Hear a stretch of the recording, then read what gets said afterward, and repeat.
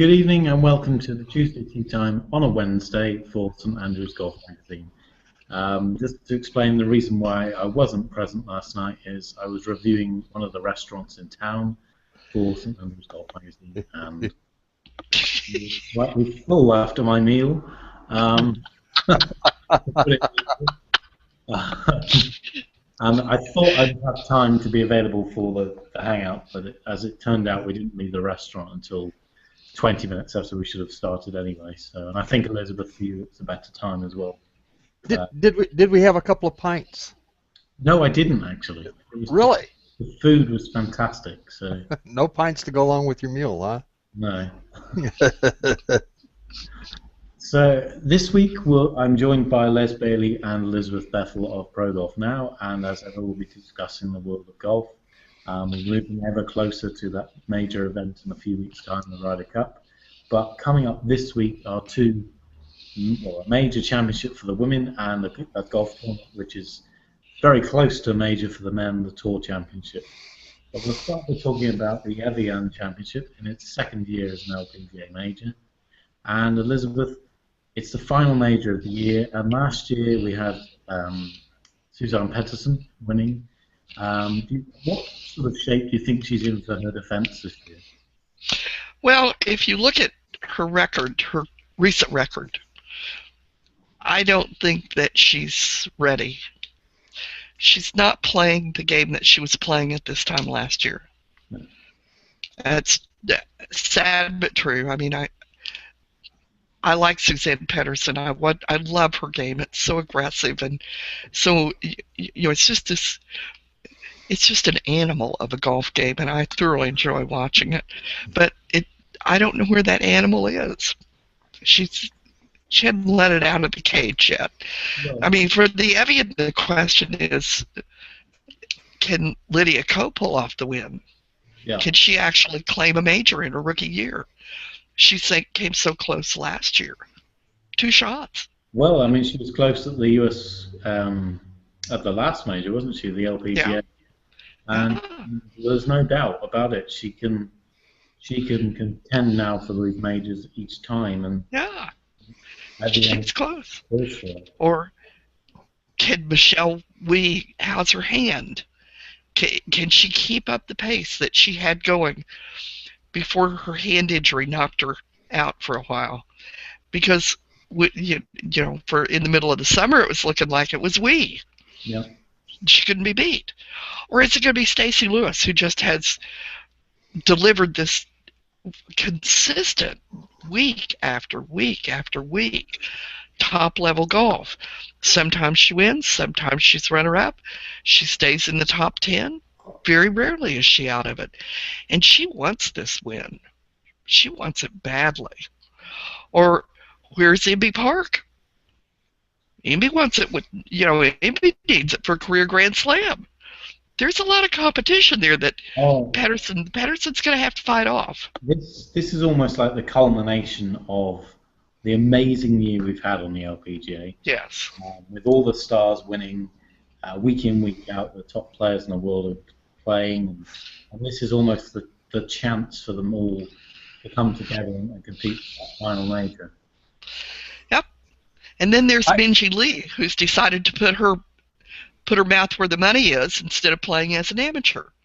And I believe she could win. I really do. You watched Minjee play? She can play better than Kari Webb. Yeah.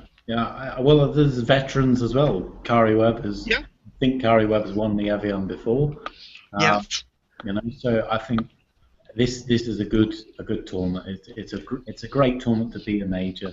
It was always a major on the LET for many years, and then a co-sanctioned event with the LPGA, and our players have played it for many years, and I think it's the one where the Europeans really feel, obviously they are at home, but they feel at home and they feel that they're the favourites.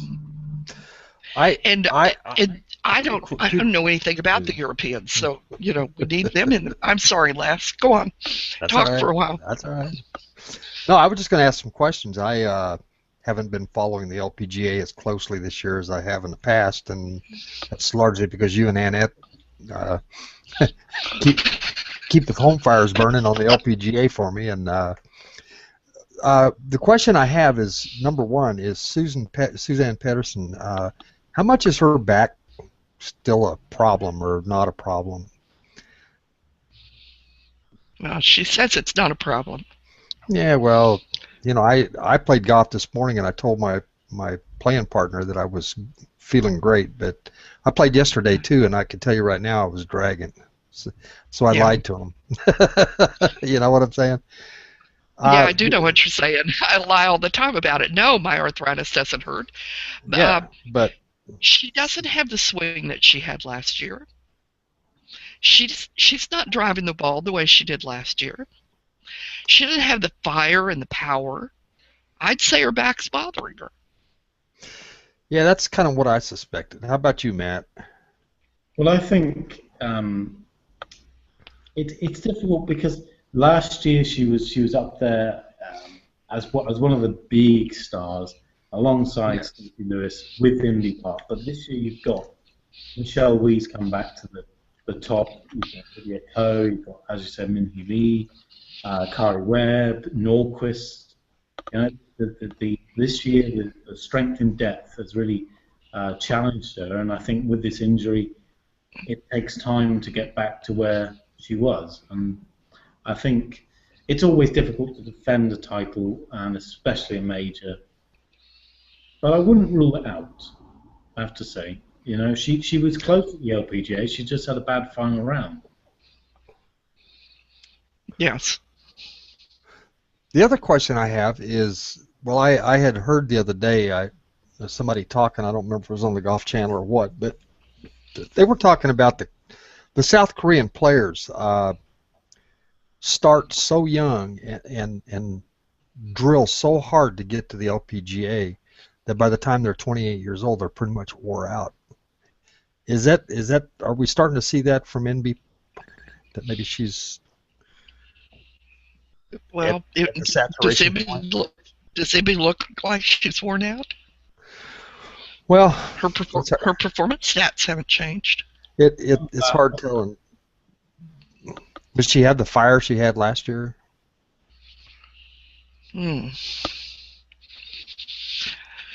I think she's focused on getting married. I mean, I think the entire upper tier of the South Korean women's golf is focused on Amy Park's wedding. They're all buying each other dinner, and they're all bridesmaids, and that's all they're talking about. Okay, that's fair. Well, I think she seems pretty focused if she can win the LPGA Championship. You know, it's not a bad year, really, is it? It's just we're judging it against last year. Yeah, maybe we're a little too rough on her, but I had heard that about South Korean players, that they just, you know, there's so much peer pressure for them to get to the LPGA and perform at a high level all the time that they tend to wear out early, you know. I think that's what happened to C. Ray Pack and a few others, you know. Well, I don't know. I've been kind of thinking about this business of young golfers in junior golf and amateur golf and the different paths that women are seeming to follow into or onto the big stage, the big money stage, big money for women. And it does seem that girls who are able to get started at a young age and begin their golf training in a structured way and then participate in a structured way in competition certainly had the advantage. But that would also include people like Michelle Wee, Paula Creamer, Lydia Ko, Minhee Lee, Charlie Hall. Yeah, but I don't think they have the pressure from their parents and stuff that you know in the U.S. the parents say, well, if she loves it, let her play, and if she's good enough, she'll win, and you know, but the South Koreans are more into, you know, the winning is their way out of poverty. It almost seems like. So the pressure is always on them to perform and to win. That's why I brought that up. I think that it's a valid point, but I think it would have more validity if Indy Park hadn't have won the last major. And I think, as Elizabeth says, she's going for the career Grand Slam, and I think she's certainly one of the favourites to do it. I really do.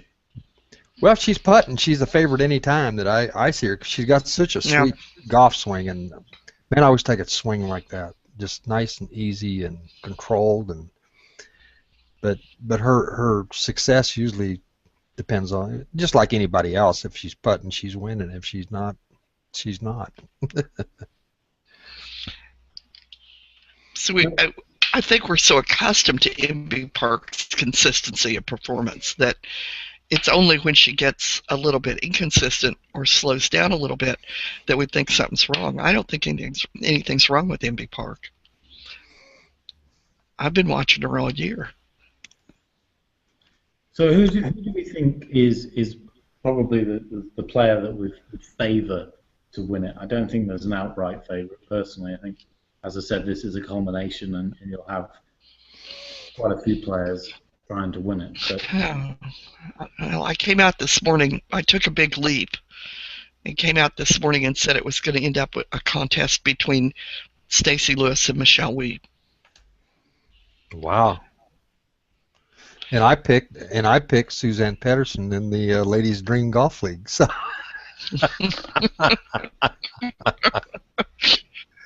And I think Danny Norris picked Inby. Yeah, I think he did too. He put up some fantasy picks on that. So we don't know, Matt. No. What I would say is Lydia Ko, she was close last year, wasn't she, at Evian? And she was close to the LPGA, and I think this could be the week where she breaks through. And then we'd have, well, 4 absolutely incredible major champions, plus the major upset at the Women's British Open as well. So I think it's Ko's time. This would be an historic major win.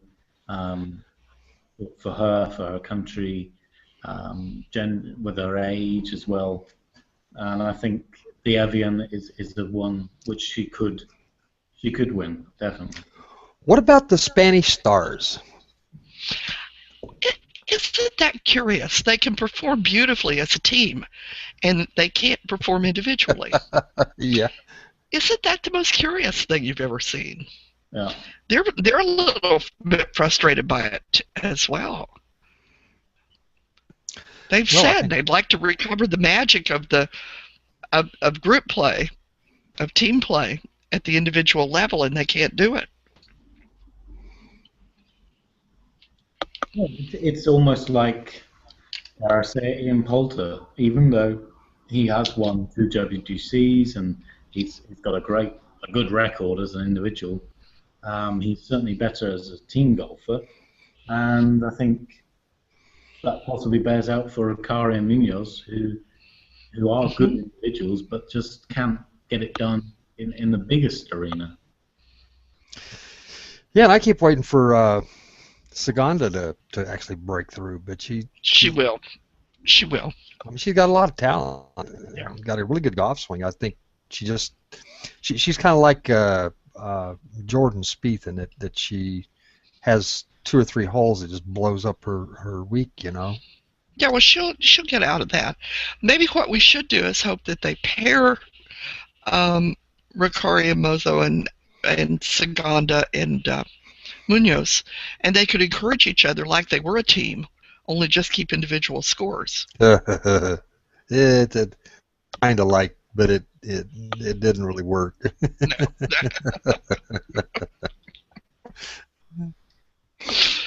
So, in another amazing Evian Championship, I really do think this could be the best major and the best tournament in women's golf this year. It's been an amazing summer, and I just think it's set there to be a really, really good major.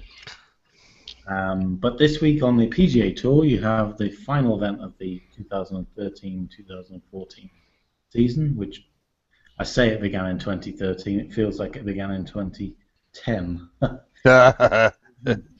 It was a while back, wasn't it? Yeah, and it's going to begin again after the Ryder Cup, and I think it's a topic which Rory McIlroy touched on last week about what the NFL has over the PGA Tour as a length of season, and I think you're going to see this will be the last event of the year almost for many American-based players. Certainly the last event for a long time until we get to Shanghai and HSBC.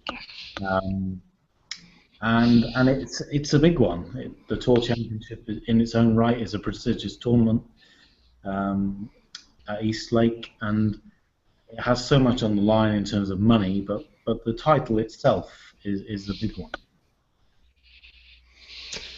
Yeah, it's certainly it's certainly the drawing card. That and the $10 million. Did you realize that if you finish 30th after this weekend, you still get a check for what is it, $330,000 just for making the field? It is. I mean, that side of it is it's a pretty good payday. You know, that's what the women get for winning the Evian. Yeah. Now, where's the equity and balance in this, people? Yeah. Well, I think. Did you see Dustin Johnson picked up 175 grand for doing nothing? Well, he's going to pick up 330,000 for doing nothing at the Tour Championship because he still occupies 30th position, and he can't get any worse. So he's going to take 30th place. He's going to win $300,000. God. I mean, that is absolutely disgusting, isn't it? It is disgusting. Thank you, Matt. Especially considering, given what we don't know the exact reason why he's not playing golf. But what he's spending his money on, huh? Be careful what you say. But certainly, I mean, that shows where golf's gone in the last 10 years, particularly. Really has gone skyrocketing.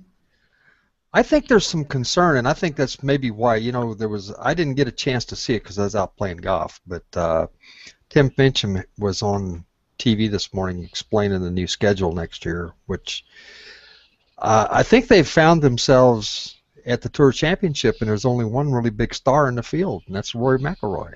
Yeah. There's no Phil, there's no Keegan, there's no Tiger, there's no Henrik Stenson, there's no, they got one big gun, and that's it. And he can't putt. Who, Rory? Well, Yeah. Rory's an excellent putter. He's just like everybody else. He putts well one week, and next week he doesn't. I don't know about you, but I putted good yesterday, but I couldn't hit the hole today. So I don't four putt. I do not four putt.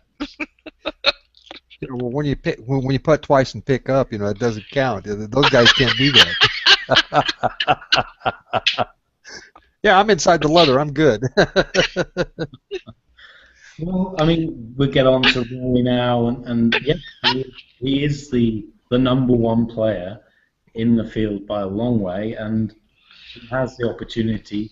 He's come reasonably close at East Lake before, I think, fourth or fifth place, but he's never really contended around there, and he needs to win, really, to win. I think he needs to win this thing this year to establish his Tiger-esque persona. Mm.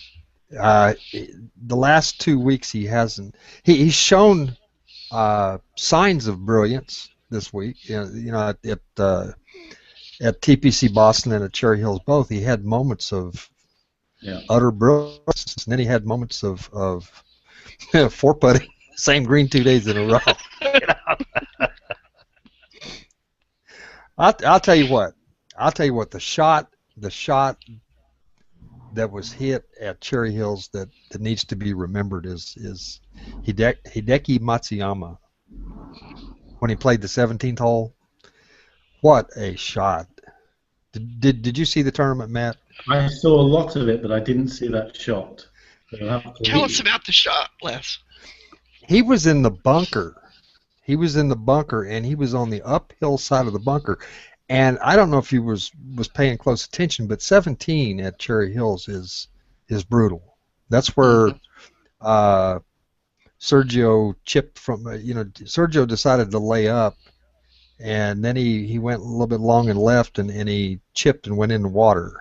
So right. There's no bailout on that hole, and Matsuyama was about 220 yards out in the bunker on the uphill slope, and he actually hit a beautiful shot in there and made eagle. That got him to this week, but it was just an absolutely dynamite shot. You need to watch it.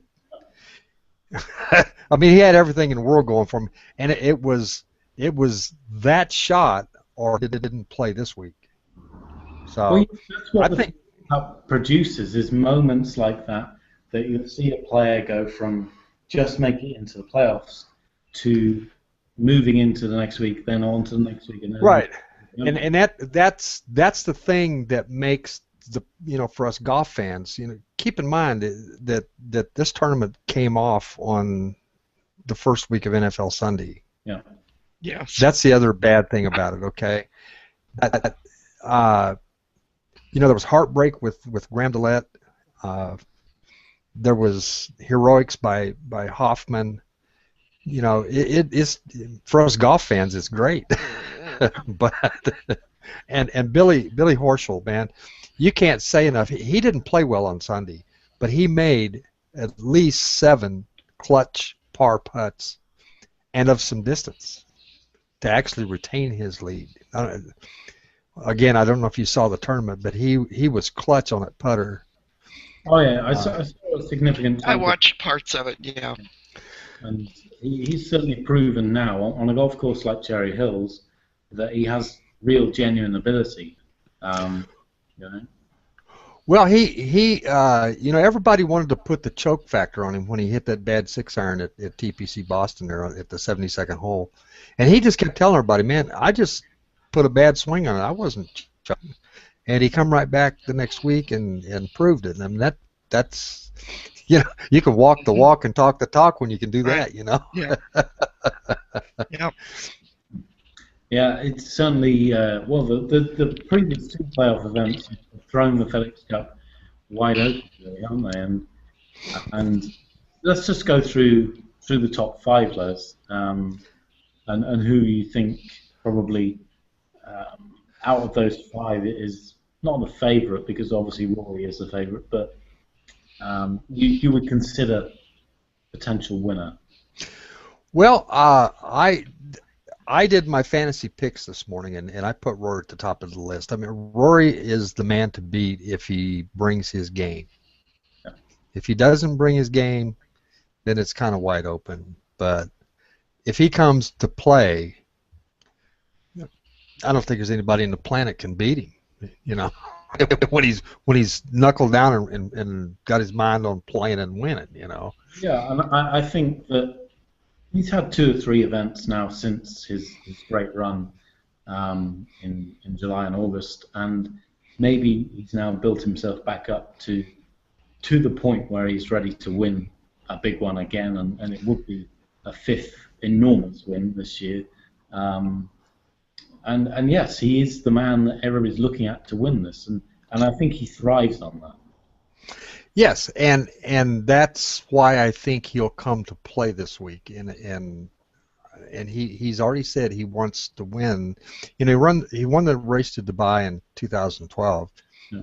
And he missed out to Brandt Snedeker at the Tour Championship, and I think he wants to win this one just so he can crow at the hen house and say, look, I am the next was beat his chest a little bit. Well, I mean, I think it's the way they've done the playoffs this year. I mean, most years you've had a week's break, either between We didn't have a week's break at all, did we? It was all Right. No, they usually take a break between the Deutsche Bank and and the BMW. the BMW. Yes, but there was no break because of the Ryder Cup this year. Yeah, because the last Ryder Cup in Wales, when Jim Furyk won the Tour Championship, it was the week before the Ryder Cup, and I think possibly the PGA Tour and the PGA of America have got together and said, possibly that isn't the best preparation. Yeah, where you got players that have to travel across multiple time zones like that to perform at their best. They needed that extra week.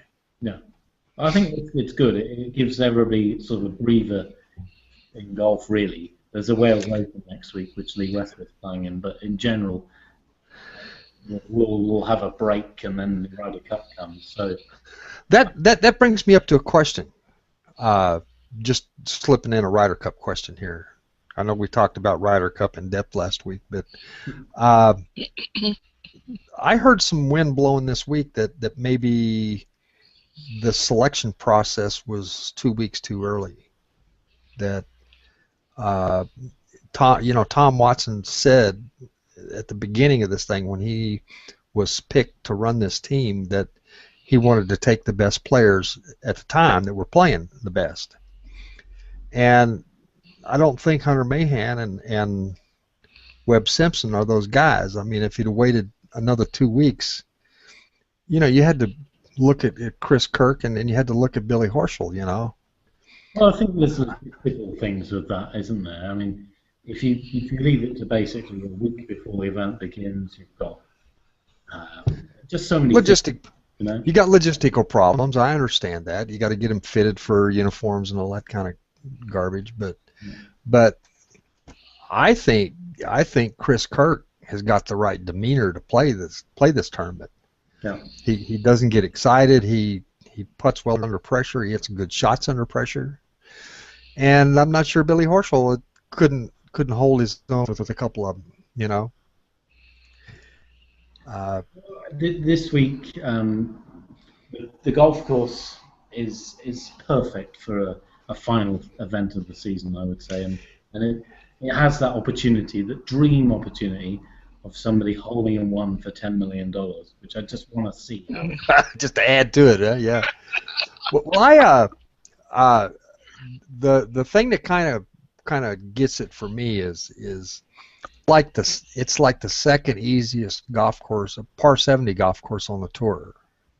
So it's not really, and this is why for Rory, if he ain't got a lot of danger to worry about, and he can sit up there and bomb that driver down the middle, ain't nobody going to beat him, No, but it's in a nice historic golf course, and it's only easy for the pros because they hit it so far, and no matter what you do really with that golf course, I don't think it's going to make it harder for them. So, and at the end of the day, they want a shootout. That's what the FedEx Cup is trying to do. That's exactly what they're going to get is a good shootout. You don't want a grind in the last week of the season for many of the guys, and obviously for the likes of Rory, his season doesn't end until December when he goes to Australia. But Dubai. Well, I was going to say the European Tour players have still got the race to Dubai with, and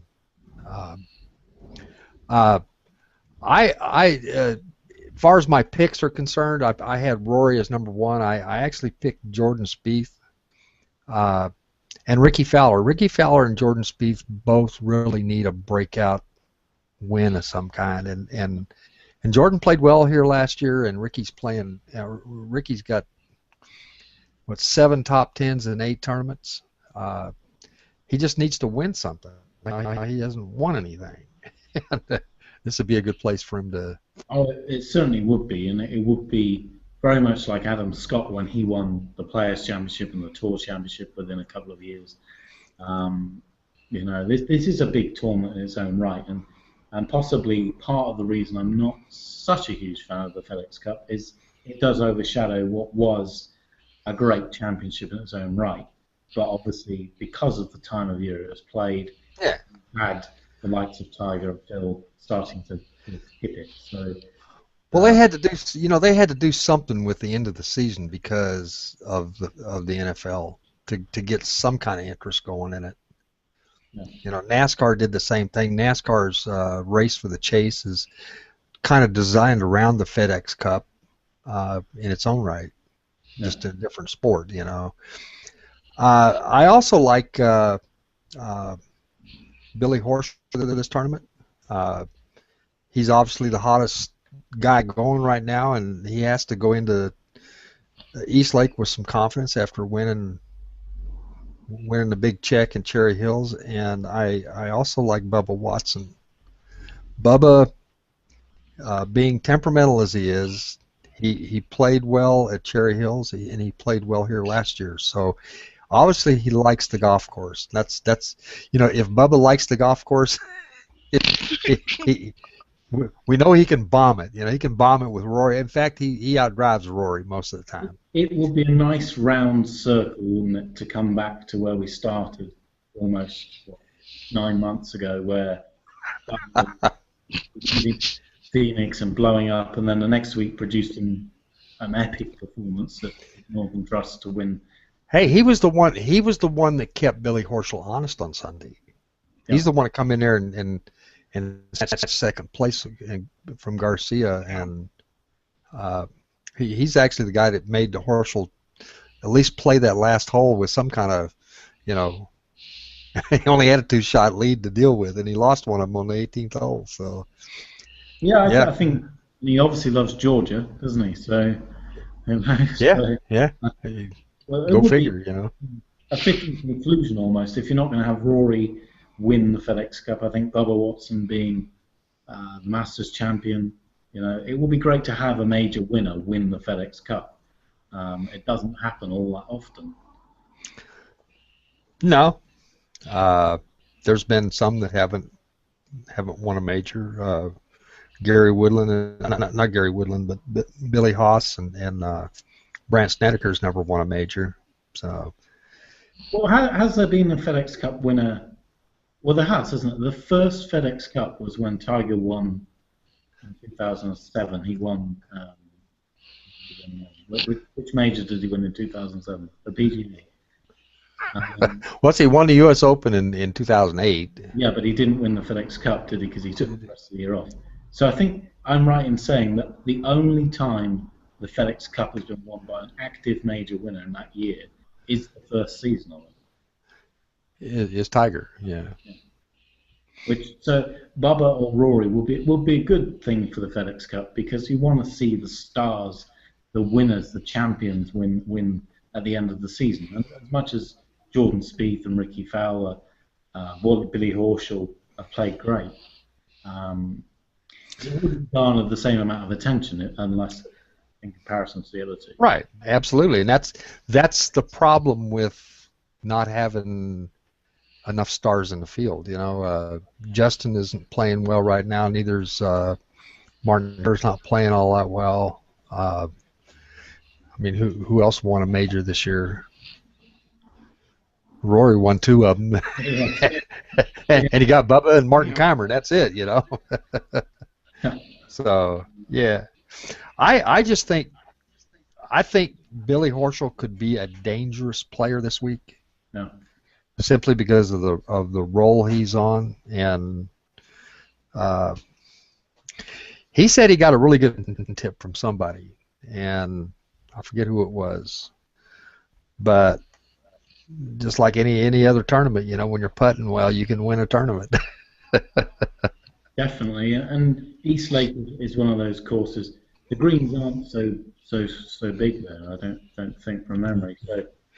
Well, it's an old golf course. It was redesigned by Donald Ross, so the greens aren't that easy. No.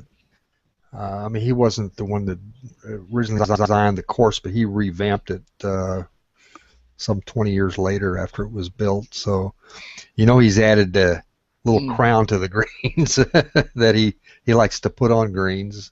Yeah, very much so. And it is always an exciting week as the week goes on and the different permutations play out. And yeah, it could be anybody of the 30, really, well, mathematically. Obviously, the top 5 have got their own hands in their own destiny in their own hands. So we've discussed the possible winner of the Tour Championship, who we think is going to win the FedEx Cup. The only two guarantees are well, all five of the top ones are guaranteed if they win. Yeah. Well, I think generally the winner of the Tour Championship does win the FedEx Cup somehow. That has happened the last few years. Yeah. When Camilo Villegas won. There was the year, of course, in 2008. That was 2008 when he won the. Thing won the FedEx Cup, and he didn't win one single playoff event. Right. So, well, they've restructured that. That was what caused the point system to get restructured. Yeah. Was Camilo Villegas winning one time without winning the tournament. Yeah. Well, yeah, it could be anybody, couldn't it? But I think obviously Rory is the star attraction. Sorry. Yeah.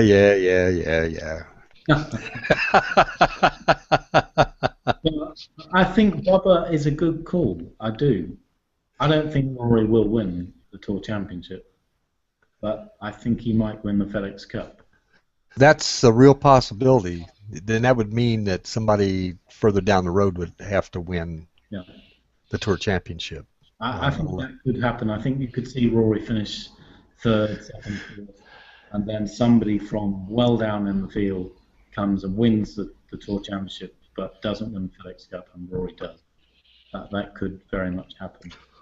Well, Eastlake owes him a tournament and owes him a FedEx Cup, so this is the year.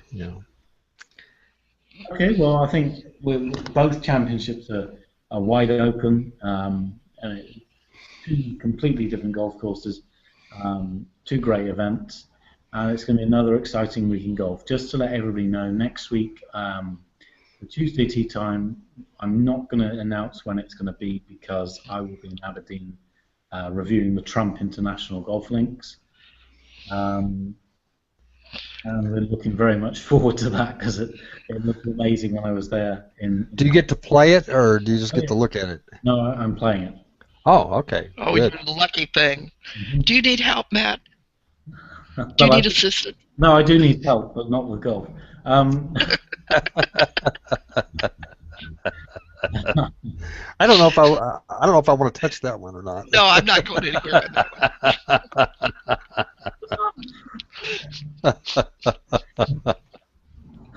one. Well, if you can fly over here in time, Elizabeth. I'm taking my photographer, so we're going up there for a couple of days. We may play Cruden Bay as well. So, Matt, have you turned 30 yet? Last year, my 31st birthday is next Tuesday. Oh, okay. I thought you was turning 30 this next Tuesday. No, it's a long road downhill from now on. It is. Tell me about it. Let me warn you, Matt. Let me warn you, Matt. It's over. It's over. You might as well just give up. 30 is the turning point. Nothing good is going to happen after 30. Oh, duh. Right, Les? On that note, let's don't tell him about all these pitfalls he's still got to go through.